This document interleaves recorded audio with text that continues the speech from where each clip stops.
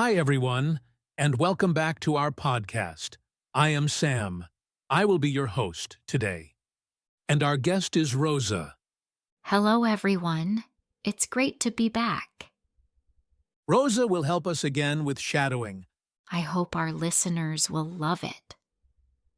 I hope so, Rosa. Shadowing is such a great technique to practice English pronunciation and speaking flow. Exactly. Remember, shadowing is simple.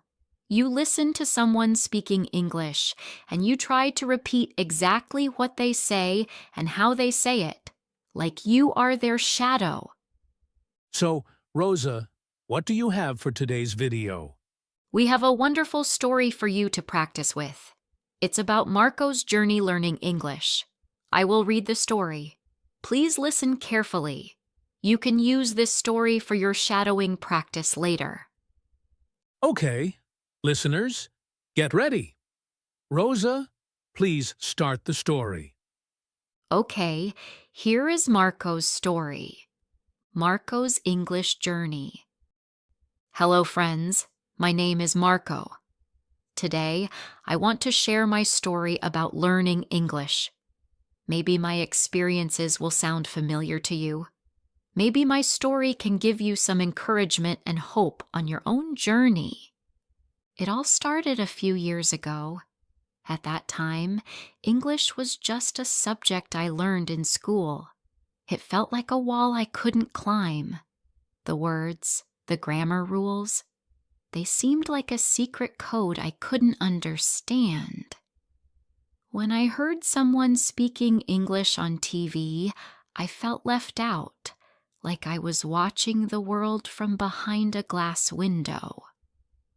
One day, my favorite music band released a new song.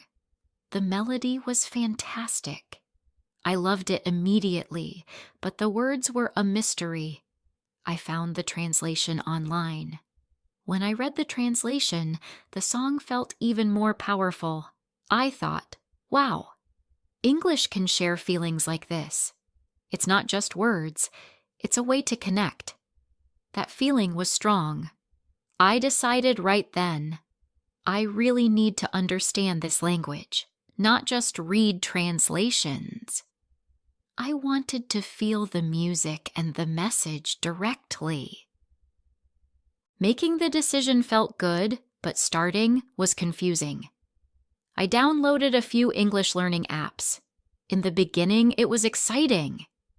Learning simple words like hello, thank you, cat, dog, book, and friend made me feel like I was making progress.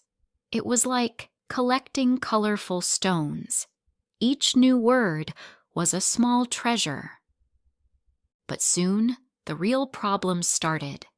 Understanding conversations or making my own sentences felt impossible. Grammar was like a big puzzle with missing pieces. I couldn't figure it out. Why I go, but he goes. Why ate, but not eated. My head hurts sometimes. Pronunciation was another challenge. Saying 3 instead of tree felt so hard. I wanted to give up many times. Maybe this is just too difficult for me, I thought sadly. Maybe I am not a talented person for languages. I saw other people chatting easily in English online or understanding movies, and I compared myself to them. They are so fast. I am so slow. I felt discouraged and stopped studying for almost a week. My motivation was nearly gone. I was feeling very low. I almost closed my English books forever. Then, one gray afternoon, I was walking down the street, not thinking about English at all. I saw a big poster for a new movie. I saw a simple English sentence on it, coming soon. I understood it. Just 2 words. But I understood them instantly, without thinking, without translating. It was a tiny, tiny thing, but in that moment, it felt like seeing a light at the end of the tunnel. It whispered to me, "See? You are learning something, even when it feels slow." That tiny moment gave me a little push to try again. I started reading stories online from other language learners. They shared their struggles too. They made mistakes. They felt frustrated, but they kept going. Reading their stories made me feel less alone. I recognized my struggles were normal. So I made a new promise to myself. No more comparing, just small steps, every single day, even 10 or 15 minutes. Consistency was the new plan. But how to make it a real habit? Making it a habit wasn't easy at first.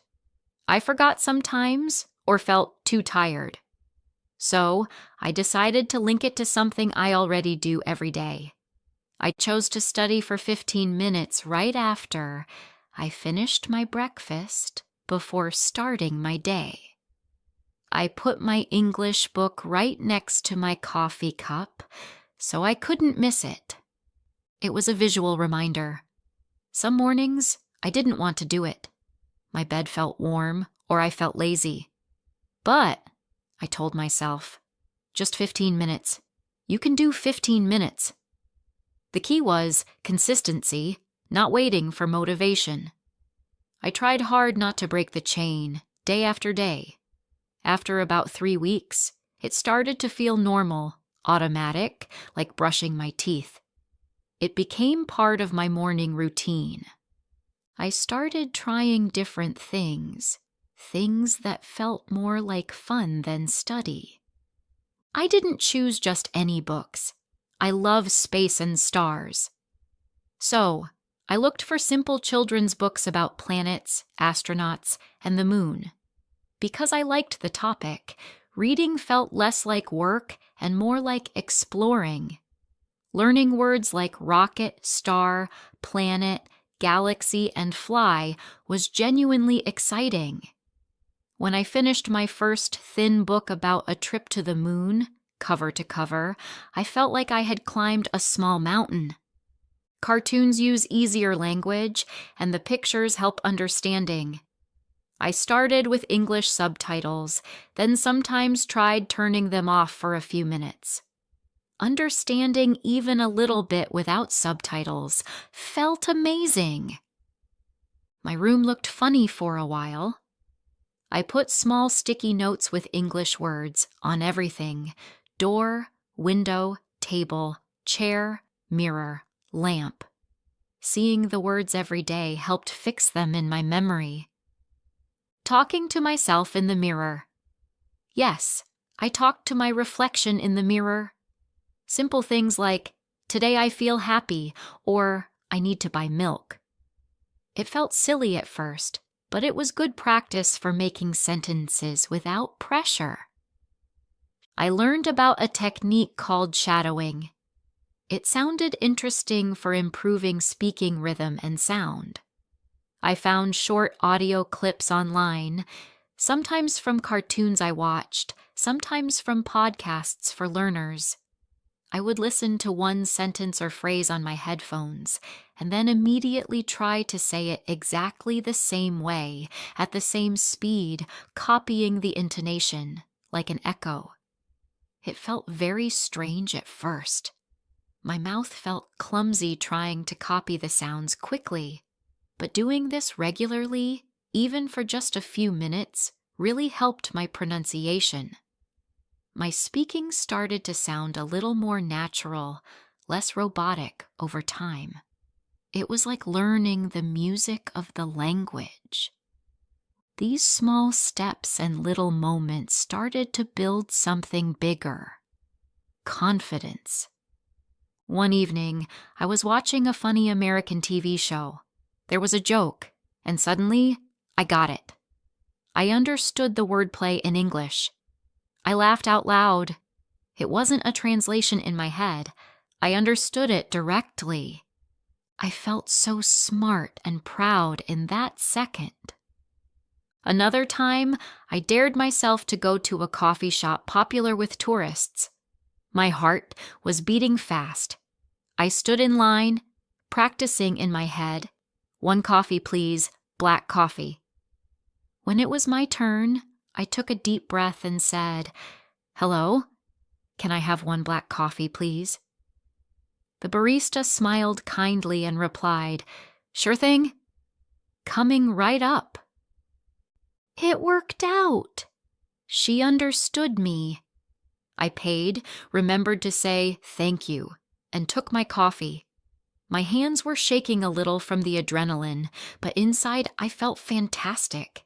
I did it. I used my English in the real world. It was just a coffee, but it felt like a huge victory. I paid, remembered to say thank you, and took my coffee. And remember the time I helped the tourist asking for directions? I didn't just say, "Go straight, turn left." I managed to add, "It's near the big red building. You can't miss it." The tourist's face lit up. "Oh, thank you so much. That's very helpful." Hearing that thank you and seeing that genuine smile made my whole day better. Now I am still on my journey. I am not fluent like a native speaker, not yet. I still make mistakes. Sometimes I search for words. Sometimes my grammar isn't perfect. But that's okay. I am miles away from the Marco who felt lost and couldn't understand anything. Now, I can watch movies and understand most of the story. I can listen to music and feel the meaning. I can have simple conversations. Most importantly, learning English is not a chore anymore. It's an adventure. I enjoy the process. This journey taught me more than just English. It taught me patience. It taught me that failure is just a step towards learning. It taught me that small, consistent steps can lead to big results. That impossible wall I saw years ago, it wasn't a wall. It was just a staircase, and I've been climbing it step by step. So, if you are learning English now, if you feel stuck, if you feel like giving up, please don't. Remember, you are not alone. Everyone finds it hard sometimes. Everyone makes mistakes. That's how we learn. So, if you are learning English, please don't give up when it feels hard. You are not alone. Thank you, Rosa. That was a really nice story. Very motivating. Yes, I think many learners can feel like Marco sometimes. Absolutely. So, listeners, now it's your turn to practice shadowing. You can listen to the story again. Choose any sentence you like. Pause the podcast after Rosa says it, and then repeat the sentence aloud. Try to copy the sound and the rhythm. That's right. You don't need to understand every single word.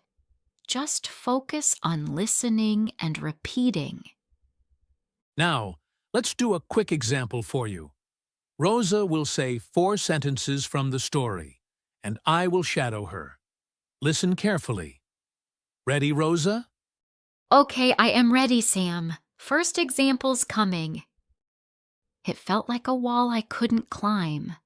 The words, the grammar rules, they seemed like a secret code I couldn't understand. It felt like a wall I couldn't climb. The words, the grammar rules, they seemed like a secret code I couldn't understand. Good job, Sam. This is the second one. It worked out. She understood me. It worked out. She understood me.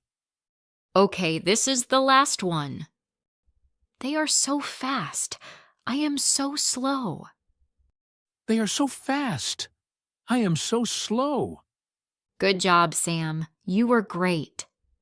Thank you, Rosa. It was really useful practice. I hope our listeners will like it. It was a great pleasure, Sam. Okay, listeners, remember to get back to video and do shadowing. Bye for now. Happy shadowing.